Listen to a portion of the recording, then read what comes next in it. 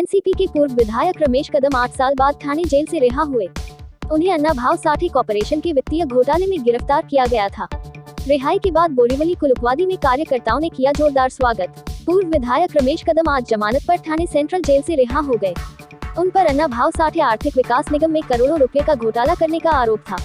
रमेश कदम की आज रिहाई होने की जानकारी मिलने के बाद सुबह से ही उनके समर्थक जेल के बाहर जमा हो गए थे। मुंबई, ठाणे, सोलापुर जैसी कई जगहों से मातंग समुदाय के कार्यकर्ता ठाणे सेंट्रल जेल के बाहर जमा हुए थे। आइए सुनते हैं रमेश।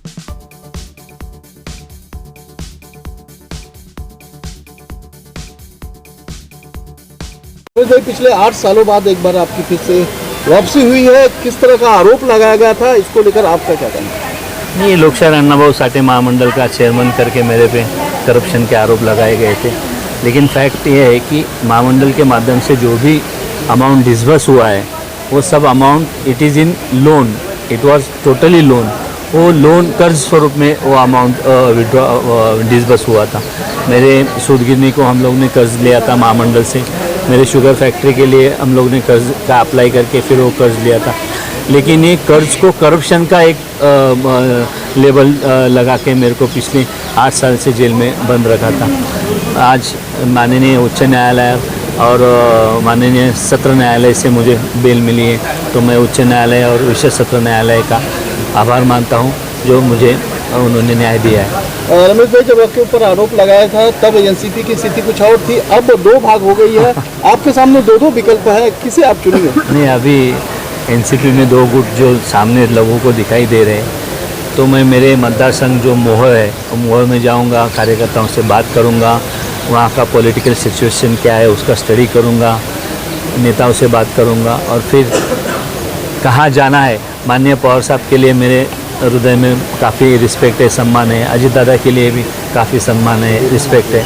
तो सब पॉलिटिकल सिचुएशन को मद्देनज़र रखते हुए लोगों से बात करके, कार्यकर्ताओं से बात करके मैं डिसाइड करूँगा। क्या इन 8 सालों के बीच में कोई संपर्क हुआ किसी बड़े नेता साहब? नहीं, किसी संपर्क नहीं।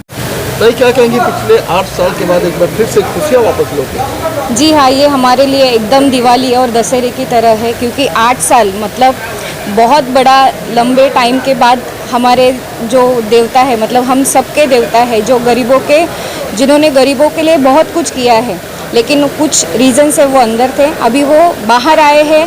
तो हम हमारे साथ साथ पूरी, जहाँ जो भी अन्नाभाऊ साठे महामंडल की पूरी जनता है, पूरे महाराष्ट्र में हम लोग बसे हुए हैं, हम लोग सब बहुत खुश हैं और हमारे लिए आज दिवाली और दशहरा है। क्या आप चाहती है एक बार फिर से वही पावर, वही मौका उन्हें दिया जाए? देखिए, उनके नाम में ही पावर है। हम लोग बोलते हैं कि टाइगर इज़ बैक, तो वो बोलने का ज़रूरत ही नहीं है। मतलब वो अभी बाहर आए हैं तो पावर उनके पास है ही, उसके लिए अलग सा कोई करने का ज़रूरत नहीं है। Thank you.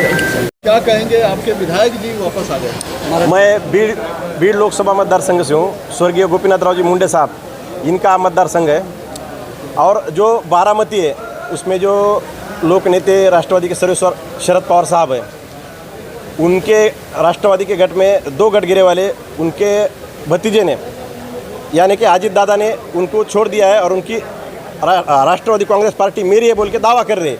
लेकिन जो भाजपा के राज्य में अभी चल रहा है फिलहाल में महाराष्ट्र में कि पक्ष फोड़ो और सत्ता जोड़ो, तो उसमें जो माननीय देवेंद्र जी फडणवीस साहब है, अभी मैं बीजेपी का पदाधिकारी हूँ, भाजपा अनुसूचित जाति मोर्चा का राज्य सचिव पद पर काम करता हूँ। मैं बीड़ विधानसभा और बीड़ लोकसभा से रहवासी हूँ।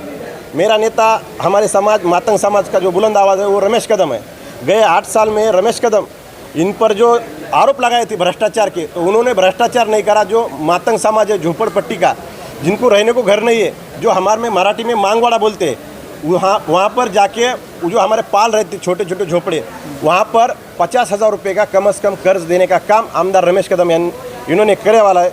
लेकिन आमदार रमेश कदम इनके ऊपर राजकीय षड्यंत्र रचकर महाराष्ट्र में जो मातंग समाज एक जगह पे आ रहा था, तो कैसा रोकना, इसलिए आमदार रमेश कदम इनको राष्ट्रवादी कांग्रेस पार्टी हो, शिवसेना हो, भाजपा हो या अन्य कौन सा ही पक्ष हो, इन्होंने एक आरोप करके षड्यंत्र करके गुताया है। लेकिन हमको डॉक्टर बाबा साहेब अम्बेडकर इन्होंने जो संविधान लिखे वाला है 18 पगड़ जात के वास्ते, 18 पगड़ जात धर्म के वास्ते डॉक्टर बाबा साहेब अम्बेडकर संविधान ने आज रमेश कदम इनको न्यायिक तौर पर एक न्याय दिया है। और यहाँ पर अगर बाबा साहब आम्बेडकर ने हमारे वास्ते संविधान नहीं लिखा होता तो आज यह जमीन हमें नहीं मिलता। और आमदार रमेश कदम भी मोहोळ मतदार संघ से आरक्षित एससी मतदार संघ से चुनकर नहीं आते होते और वहाँ पर ठहरे पर नहीं होते, क्योंकि बाबा साहब आम्बेडकर ने जो संविधान लिखा उसमें आरक्षित करके रखे वाला है। कौन से पक्ष ने उन पर उपकार नहीं किया था। रमेश कदम इनकी जो ताकत थी महाराष्ट्र में, वो ताकत और समाज उनका पीछे है, यह देखकर उनको उम्मीदवारी राष्ट्रवादी कांग्रेस पार्टी ने दी थी। लेकिन बीच में राष्ट्रवादी कांग्रेस पार्टी ने उन्हें वहाँ पर सपोर्ट नहीं करा और भारतीय जनता पार्टी के सरकार ने उन पर आरोप कर उनको 8 साल 2 महीने तक जेल में रखा। इसलिए हम सभी महाराष्ट्र के मातंग समाज के वती से राष्ट्रवादी और भाजपा का यह ठिकानी निषेध करते हैं। क्योंकि मैं भाजपा का पदाधिकारी हूँ, इसीलिए मैं निषेध करता हूँ, क्योंकि हमारा बाप ये जो है वो रमेश कदम है और जो महाराष्ट्र का मातंग समाज है पूरा रमेश कदम के पीछे रहेगा।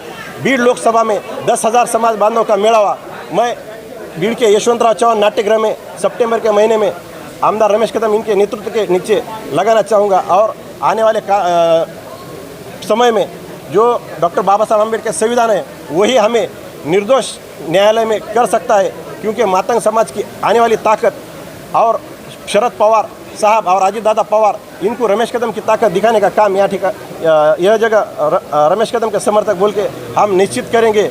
और मराठवाड़े में एक अलग ताकत रमेश कदम के पीछे हम खड़े करेंगे और यह महाराष्ट्र के तरफ से ही होगा।